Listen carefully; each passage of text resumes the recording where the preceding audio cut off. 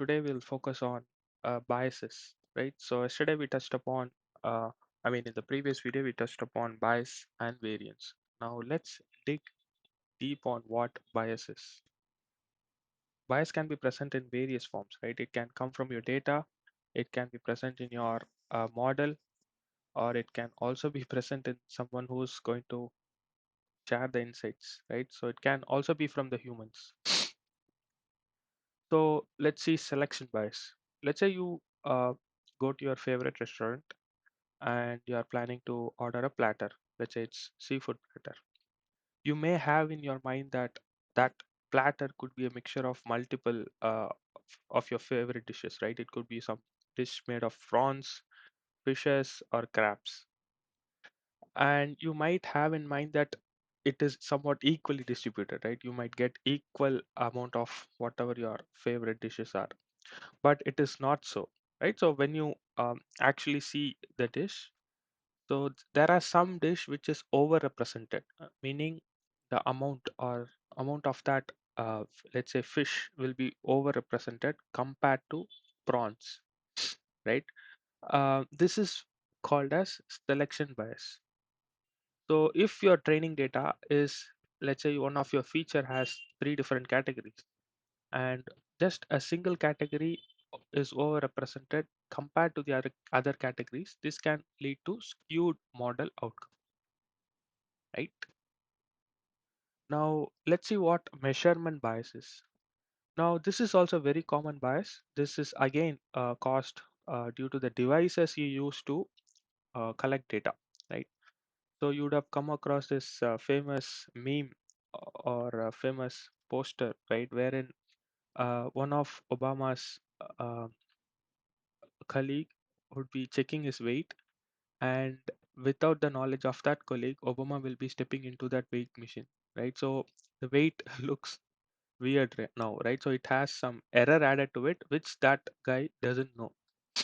So famously, these kind of biases, measurement biases, are caused by the weighing machine, right? So you can observe this in common, right? If you buy some grocery, if there are any weights already added, and if you try to weigh your, let's say your vegetable, the weight of that quantity of that weight may be higher, right?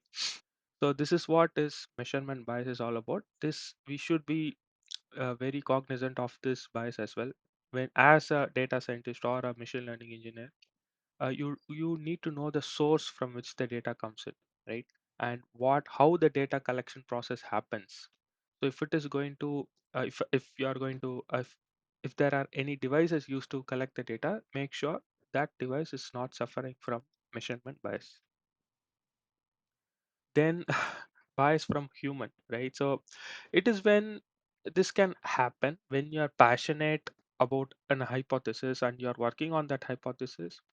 Subconsciously your mind will try to make sure that belief whatever you have, the hypothesis whatever you have, is correct, right? So that's why it's good to have multiple people reviewing whatever work you do or present to your clients or something, right? So that this confirmation bias can be somewhat mitigated, right? So this is one way to mitigate. You have a group of people or peer review can help in resolving this issue. Then what are the bias that the model can create? Now, this is a well-known bias, right? So overfitting, underfitting.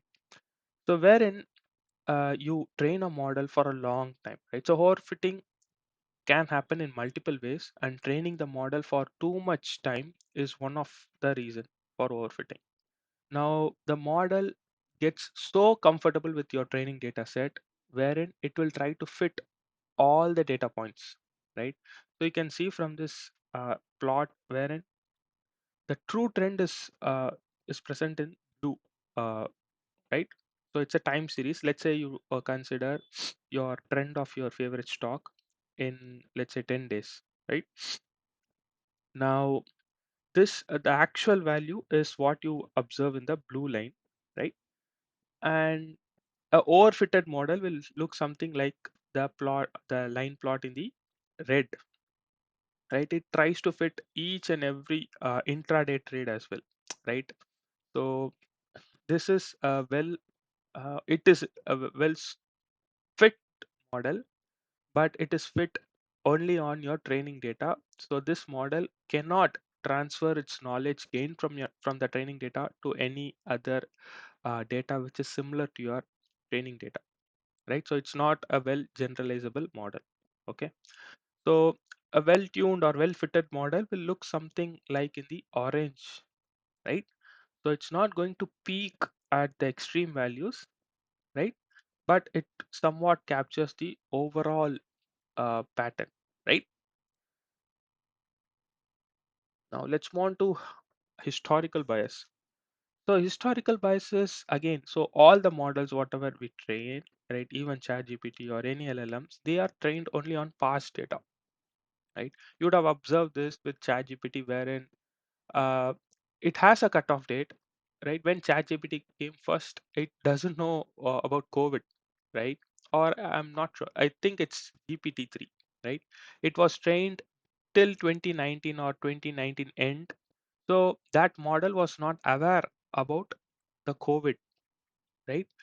So this is historical bias, and whatever information you try to get from that model, it will try to, you know, with the context it had till 2019, it will able to generate the predictions based out of those facts only, right?